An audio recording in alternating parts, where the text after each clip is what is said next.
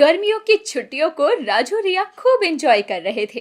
राजू और रिया को अपनी नानी के घर आए हुए आज 4 दिन हो चुके थे और दिन इतनी जल्दी बीत रहे थे कि उन्हें भी इस बात का एहसास नहीं हो रहा था कि उन्हें इतने दिन हो गए हैं।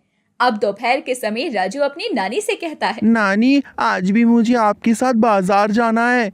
आपने माँ को कहा था ना कि आप उन्हें शाम में बाजार लेकर जाएंगी। अरे हाँ कहा तो, लेकिन तूने कहाँ से सुन ली ये बात? अरे तेरा कान मेरी बातों पर क्यों रहता है? क्योंकि नानी, इसे बस घूमने की जगह का नाम पता चल जाए फिर तो ये घूमने जाने के लिए कुछ भी करेगा। क्यों राजू, सही कहा ना? मुझसे ज्यादा तो आपको घूमने की जल्दी रहती है। जब भी मैं कहीं जाता हूँ तो आप मेरे पीछे आती हैं, बल्कि ऐसा कभी नहीं हुआ है कि मैं आपके पीछे आता हूँ। अरे लगता है आज तेज बारिश आने वाली है। काले बादल घिरते जा रहे हैं। राजू और रिया बारिश का नाम सुनते ही बहुत खुश होने लगते हैं। तभी वहां राजू और रिया का मामा पंकज आता है और वो राजू को देखकर कहता है, राजू, रिया, चलो तुम दोनों को घुमा कर लाता हूँ आम के बागान से। अरे कहीं बारिश आ गई तो तुम तीनों गीले हो जाओगे। अरे माँ, ये बादल तो बस कुछ समय के लिए हैं, अभी कुछ देर बाद ही छट जाएंगे। देखो कैसे धूप छांव हो रहा है। राजू, रिया, तुम दोनों तैयार हो जाओ। हाँ हाँ, मुझे भी कच्चे आम बहुत पसंद है। मैं तो चलूंगी मामा आपके साथ। मुझे तो आम का जूस पीना है, इसलिए तो मैं आम के पेड़ से आम तोड़ कर लाऊंगा। पंकज, शाम में चले जाना बेटा। अभी कहाँ लेकर जा रहा है इन बच्चों को? जब से आए हैं तब से तो ये घूम ही रहे हैं। नानी, हम जल्दी आ जाएंगे। क्यों मामा? मुझे तो मना लोगी, लेकिन इन्हें कौन मनाएगा? अब राजू रिया अपने मामा की साइकिल पर बैठे आम के बागान की तरफ निकल पड़ते हैं। इधर पंकज और बच्चों के जाने के बाद राम किशोर खेत से घर आता है और वो अपनी पत्नी से कहता है कि बच्चे कहाँ गए। घर शांत लग रहा था। तभी अम्भा राम किशोर से कहती है, अरे वो सब तो पंकज के साथ आम के बागान गए हैं। बस उन्हें एक बार पता चल जाए कि आज यहाँ घूमने जाना है, फिर तो उन्हें कोई नहीं रोक सकता। इधर तीनों साइकिल से बागान की तरफ बातें करते हुए जा रहे थे। तभी राजू साइकिल चला रहे अपने मामा से कहता है, मामा, और कितनी दूर है? आप थक गए होंगे साइकिल चलाते हुए। नहीं नहीं, थका नहीं हूँ, लेकिन लगता है माँ सही कह रही थी, तेज बारिश होने वाली है। अगर ऐसा हुआ तो हम गीले हो जाएंगे और मुझे सर्दी खांसी हो जाएगी। नहीं नहीं बच्चा, कुछ भी नहीं होगा, तुम्हारे मामा तुम्हारे साथ है ना। अब राजू, रिया और पंकज कुछ दूर आगे बढ़ ही रहे होते हैं कि तभी काले बादल के साथ काला घना अंधेरा छा जाता है और देखते ही देखते बारिश शुरू हो जाती है। ये देख राजू जोर जोर से चिल्ला पड़ता है, मामा मामा, हम गीले हो जाएंगे। हमारे पास तो छाता भी नहीं है। और मैं अगर थोड़ी सी गीली भी हो जाऊं तो भी मुझे जुकाम खांसी होने लगती है। वो देखो, सामने एक झोपड़ी है, हम बारिश के रुकने तक वहां रुक जाते हैं। इतना कहने के बाद पंकज जल्दी से अपनी साइकिल से राजू रिया को उतार देता है और अपनी साइकिल एक कोने में लगाकर जल्दी से तीनों एक टूटी फूटी झोपड़ी में चले जाते हैं। वहां कोई नहीं था, लेकिन एक खाट लगी थी जिस पर तीनों बैठ जाते हैं। नानी सही कह रही थी, बारिश आने वाली है, लेकिन हमने नानी की कोई बात नहीं मानी। मामा, आपको छाता लाना चाहिए था। अब हम घर कैसे जाएंगे अगर ये बारिश रुकी ही नहीं तो? ये बारिश जब तक नहीं रुकने वाली तब तक हम यहीं हैं। और चलो, मैं तुम्हें कहानी सुनाता हूँ, जादुई छाते वाले की। कहानी? यो, आज तो हम मामा से कहानी सुनेंगे। हाँ तो बच्चों, ये एक बार की बात है जब किसान मटका राम भारी बारिश को देखकर परेशान हो रहा होता है। उदयपुर नामक गांव में मटका राम नाम का किसान अपनी पत्नी झुमरे के साथ रहा करता था। मटका राम खेती बाड़ी करके अपना और अपने परिवार का पेट पाल रहा था। गांव में सब हंसी खुशी अपना जीवन व्यतीत कर रहे थे, लेकिन एक रात भयंकर बारिश से गांव में तबाही बनाती है। अरे झुमरी, उठो और देखो ये क्या हो रहा है। बारिश, और वो भी इतनी तेज। अजी सो जाइए, अभी तो बारिश शुरू हुई है, कुछ देर बाद रुक जाएगी। जो देखना है सुबह देख लीजिएगा। अरे मुझे इस बारिश को देखकर नींद नहीं आएगी। तुम्हें पता है ना, हमारी फसल के लिए थोड़ा सा पानी भी जहर का काम करेगा। आप अपने मुंह से ये अशुभ बातें क्यों निकालते हैं?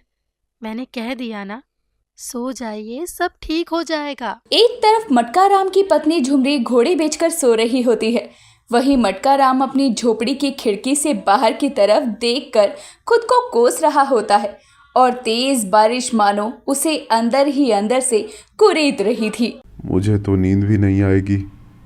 बस एक बार सुबह हो जाए और बारिश थम जाए, मैं जल्दी से खेत का हाल लेकर आऊंगा। ऐसे ही सारी रात बीत जाती है, लेकिन बारिश थमने का नाम ही नहीं लेती। अब सुबह जब झुमरी उठती है तो चारों तरफ पानी ही पानी देखकर अपनी छाती पीटते हुए अपने पति से कहती है, ये क्या हो गया जी? पूरी रात बरसात होती रही और हमारा फसल तो अब तबाह हो चुका होगा। मुझे तो पूरी रात नींद नहीं आई है। कहाँ है मेरा छाता? लाओ मुझे तो, मैं अभी खेत देख कर आता हूँ। अरे अभी भी बारिश थमी नहीं है, आप कहाँ जाओगे? नहीं नहीं, मैं आपको कहीं नहीं जाने दूंगी। चारों तरफ पानी ही पानी है। मटका राम झुमरी की एक नहीं सुनता और अपना छाता लिए खेत की तरफ निकल जाता है। तेज बारिश अभी भी नहीं थमी थी और मटका राम खेत में पहुंचता है तो खेत में लबालब पानी देखकर फूट फूट कर रोने लगता है। तभी उसका छाता भी तेज हवा के झोंके के साथ उड़ जाता है। न जाने इस फसल से मैंने कितनी उम्मीदें लगाई थी। मेरा कर्ज भी अभी पूरा चुकता नहीं हुआ था। मैं तो पूरी तरह बर्बाद हो गया। हे प्रभु, ये कैसी लीला रची तूने। अब भीगता हुआ मटका राम अपने खेत को देखकर भावुक हो जाता है और वो उदास मन से घर आता है।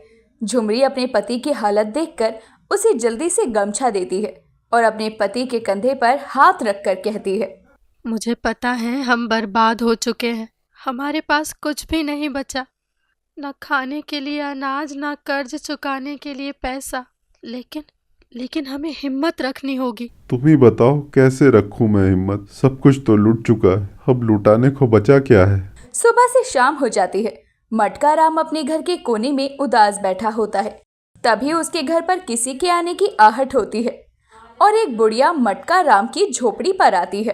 अरे, कोई इस बुढ़िया को रहने के लिए जगह दे दो।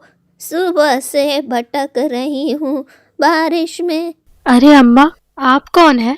आइए यहाँ आ जाइए, आप तो पूरी गीली हो चुकी हैं। अरे बेटी, रात भर के लिए क्या मुझे यहाँ रहने का ठिकाना मिल जाएगा? बारिश रुकने का तो नाम ही नहीं ले रही और मुझे कहीं रहने की जगह भी नहीं मिल रही। तुम्हारी झोपड़ी देखी तो चली आई। कोई बात नहीं काकी, अपना घर समझकर आप यहाँ रह सकती हैं। झुमरी उस बुढ़िया को रहने के लिए अपना घर तो दे देती है, लेकिन रात में जब सभी खाना खाने बैठते हैं तो झुमरी देखती है कि घर में सिर्फ 2 ही रोटी थी। वो उन 2 रोटियों में से एक रोटी अपने पति को और एक रोटी उस बुढ़िया को दे देती है। बेटी, तुम खाना नहीं खाओगी? तुम हमें तो खिला रही हो, खुद भी खाने बैठो। आओ। नहीं, मुझे भूख नहीं है काकी, आप खाइए और खाकर आराम कीजिए। बुढ़िया को ये पता चल जाता है कि झुमरी ने अपने हिस्से की रोटी उसे दी है। वो खुद भूखी सो गई है। अब अगली सुबह जब मटका राम उठता है तो देखता है कि वो बूढ़ी औरत घर पर थी ही नहीं और वो अपनी पत्नी को उठाते हुए कहता है, अरे ओ भाग्यवान, उठो, जरा देखो वो बूढ़ी काकी कहीं चली गई हैं। मुझे तो पूरे घर में कहीं नहीं दिखी और बारिश भी थम चुकी है, लेकिन उनका ये छाता यहीं रह गया। कोई बात नहीं, ये छाता आपके काम आ जाएगा। लेकिन वो बूढ़ी काकी हमें बिना बताए चली गई, मुझे अच्छा नहीं लगा। उनके घर वाले भी तो उनका इंतजार कर रहे होंगे। बारिश में फंस गई थी बेचारी। अब बारिश 2 दिन पर रुकी है तो उन्हें तो घर जाना ही था ना। इतना कहकर मटका राम जमीन पर पड़े उस बूढ़ी काकी के छाते को उठाता है और जैसे ही उसे खोलता है उसमें से पैसे और सोने के सिक्के झड़ने लगते हैं। ये क्या था? इस छाते में पैसे और सोने के सिक्के कहाँ से आए? इसका मतलब वो बूढ़ी काकी हमारी मदद करने आई थी। यही तो मैं भी देखकर हैरान हूँ कि आखिर ये सोने के सिक्के और पैसे आए कहाँ से। हाँ, ये छाता हमारी मदद के लिए यहाँ आया है। ये तो जादुई छाता है, जादुई छाता। उस दिन के बाद से झुमरी और मटका राम को फिर कभी किसी चीज की कमी नहीं रहती, क्योंकि उन दोनों में ही लालच नहीं था। और उन्हें जब भी किसी चीज की जरूरत होती तभी वो उस जादुई छाते को खोलकर अपनी जरूरतों को पूरा करते, जिसमें से सोने और चांदी के सिक्के और पैसे झड़ा करते थे। कितनी मजेदार कहानी थी मामू, मजा ही आ गया। लेकिन हमारे पास तो जादू ही क्या, छाता तक नहीं है मामा। राजू और रिया को अब कहानी सुनने के बाद घर जाना था। तभी वहां अम्बा तीनों को ढूंढते हुए छाता लिए पहुंच जाती है। अरे मैंने तुम्हारी साइकिल देखी तो मैं तुम तीनों को ढूंढती हुई यहाँ तक आ गई। नानी जी आ गई, नानी जी आ गई, और नानी जी भी अपनी जादुई छतरी लाई है। बारिश थम चुकी थी और कुछ समय बाद ही सभी आम के बागान से घूमकर घर चले जाते हैं और राजू तो अपनी नानी की छतरी को लेकर घूम रहा होता है, क्योंकि राजू का ऐसा कहना था कि वो उसकी जादुई छतरी है। दोस्तों, क्या आप जादू पर विश्वास करते हैं?